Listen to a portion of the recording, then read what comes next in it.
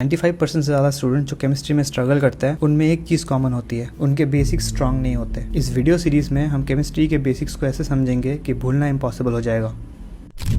आज हम मोल कंसेप्ट का एक सब टॉपिक रिलेटिव एटॉमिक मास के बारे में बात करने वाले हैं। जब हम बोलते हैं कि एक ऑब्जेक्ट 10 किलो का है तो उसका मतलब क्या है? इसका मतलब है कि वो 10 टाइम्स 1 किलोग्राम है। और उसी चीज़ को हम 10,000 ग्राम भी बोल सकते हैं और उसको अप्रॉक्सीमेटली 22.05 पाउंड्स भी बोल सकते हैं। तो यहाँ पे रेफरेंस यूनिट बहुत ज़्यादा इंपॉर्टेंट हो जाता है। मैं आपको एक सवाल पूछता हूँ, is it good to use a single unit for every object on अर्थ?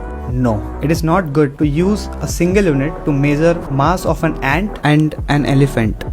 आपके स्क्रीन पे मास of electron, mass of proton and mass of neutron दिया हुआ है। आपको क्लियरली नजर आ रहा होगा कि mass of electron is very much less than mass of proton and neutron, और mass of neutron and proton is similar और अप्रॉक्सीमेटली सेम। हम ये इन्फॉर्मेशन थोड़ी देर बाद यूज करने वाले हैं। तो हम फाइनली स्टार्ट करते हैं रिलेटिव एटॉमिक मास, जिसको शॉर्ट में RAM बोल रहे हैं। तो it is defined as mass of atom divided by 1/12 into mass of carbon 12 atom. Why carbon 12 atom? कुछ नहीं, रेफरेंस है। जैसे मैंने बोला, रेफरेंस बहुत इंपॉर्टेंट है, तो यहाँ पे हम लोग इसको रेफरेंस मान रहे हैं। इसके जगह पे कुछ और भी यूज करते तो भी चलता, बट इसको रेफरेंस मान रहे हैं। कार्बन 12 के पास 6 प्रोटॉन और 6 न्यूट्रॉन है, यानी कि 12 न्यूक्लियॉन्स है। न्यूक्लियॉन्स का मतलब number of proton plus number of neutron. क्योंकि इलेक्ट्रॉन का मास कंपेरेटिवली बहुत कम है न्यूट्रॉन और प्रोटॉन के मास से, तो हम एटम का मास, प्रोटॉन का मास और न्यूट्रॉन का मास को ही बोल सकते हैं, इलेक्ट्रॉन के मास को नेग्लेक्ट कर सकते हैं।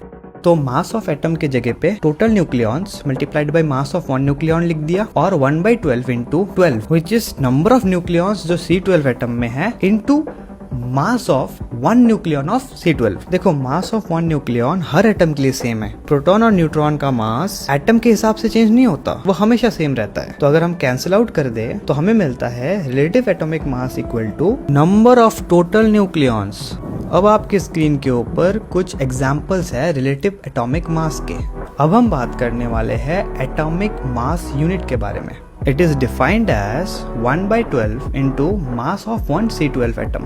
तो मास ऑफ 1 C12 एटम का मतलब है मास ऑफ 12 न्यूक्लियॉन्स, और अगर हम कैंसिल आउट करें तो हमें पता चलता है कि 1 AMU equal to mass of 1 nucleon. तो 1 AMU equal to 1.66 into 10⁻²4 grams.